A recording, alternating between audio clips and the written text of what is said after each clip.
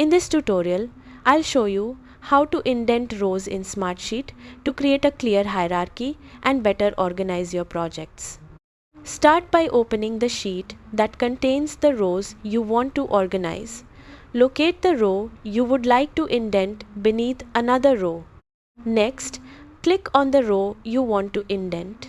Keep in mind that there should be a parent row directly above it, as indented rows become child items under the row above.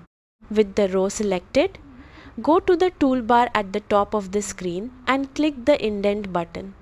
The row will immediately shift to the right, creating a hierarchy beneath the parent row. You can repeat this process for additional rows to build task groups, project phases, or other structured outlines. If you need to remove the indentation later, simply select the row and click the Outdent button. You can also use the keyboard shortcut Ctrl+A on Windows to indent a selected row quickly. And that's it. You've successfully indented rows in Smartsheet and created a more organized project structure. Thanks for watching, and I'll see you in the next tutorial.